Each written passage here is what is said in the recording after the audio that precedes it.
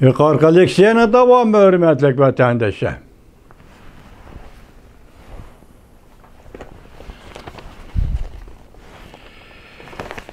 Şunak, Uygurlarning bugünkü hayatını tasvirleydiğin til tepalar mı? Bu faciani Cungo diplomatlarının aldığı koyarsız mı? Tegi tektine bu facianın ne üçün şundak buluduğallığını Xitay diplomatlardan sorab körersiz mi? Hürmetlik, Devlet İşler Katibi Antony Blinken efendim.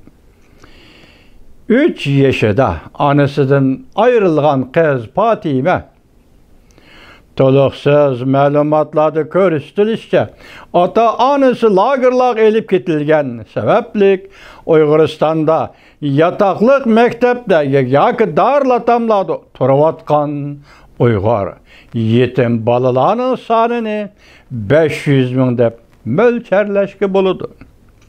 Ameliyatda bu san Xitay hükümet dokulatları asasen tahminlengen şundaqlı 2 yıl avvalki bir sallık malumat ameli ahval ve san mölçerleştiyen.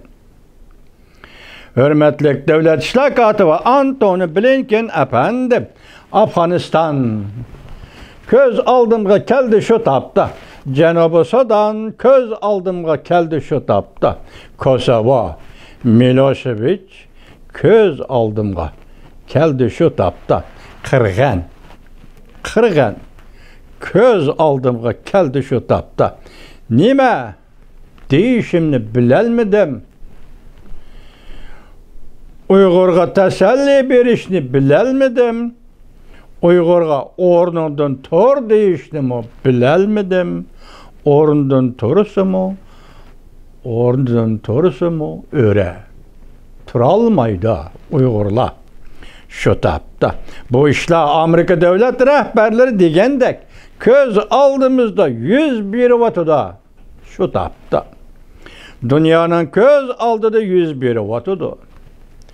Adalet, insanperverlik, kişilik hukuk prensiplerinin köz aldığı da 101 vatıda. Şu tapta.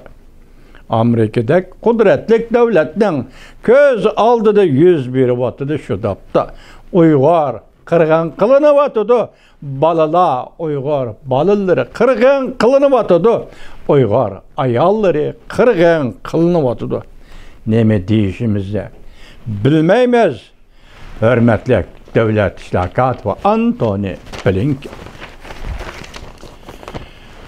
Dünyada facialar aldıdı mıdırlamaz bulup kaldığandek. Dünyanın bu facialarını 500 bin Uygur narisinin yetim bulup kalganlığını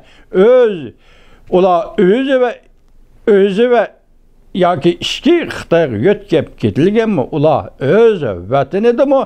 Yaki işki Xitayga yötkep ketilgen mi hazır? Bunu hiç kim bilmeydi şu tapta. Hürmetlik Devlet İşler Katibi Antony Blinken efendim. Biz Uygurlar nime dep bu işine? Nime dep atayımız bu işine?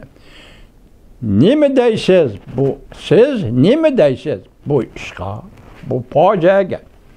Çünkü diplomatlar bu katem alyaskı söhbeti de nime deyişiniz mümkün? Hürmetlik Devlet İşler Katibi Antony Blinken. Bu işine kandak bir taraf kılışınız mümkün. Kandak fikirlerini oturup koyuşunuz mümkün. Devlet İşler Katibi Antony Blinken. Ehli cihan uykuğu çümde. Karvatda yatkan yaki dak yerde yatkan Uygur bala. Yetim bala. Darlatam çalı uykuluk. Çüş gördü. Anısını erkeletti. Ve velekkede küldü. Bala anısıga telpindi. Anısını kucaklamakçı boldu. Dak yerini kucakladı. Yaki kum şekilde kucakladı. Ana dedi bala cevap yok. Balaga bunundan artık zerbe bulamdı. Bala çankıdı. Teşna boldu su dedi. Su biridiğen anısı yok. Anısı yok. Belki mengügü yok. anısı məngöge keytdi. Qaysı ceza lagırdı can talışıvatıdı. Ana su dedi. Su biridiğen iri yok. O qaysı ceza lagırdı öldü. Vafat boldu şu tapta. Balam dedi ana. Balısı kız mıydı? Ya ki oğul perzent mıydı? İsmini çakar almadı. Çakırgıda köç kalmadı. Şu tapta anısı ceza lagırda can üzdü. Balısı darlatamda can üzdü. Hayatlık tragedisi, insaniyetinin bir tragedisi. Kine devlet işler katibi Antony Blinken efendim Uygurlığa ne mi değişir? İnsaniyet ahlakıga ve insanperverliğe ne mi değişir? Şundakla iki nefer cünguluk diplomat yani natsislağa Wang Yi'ga, Yang Jiechi'ga ne mi değişir? Devlet işler katibi hürmetlik Antony Blinken.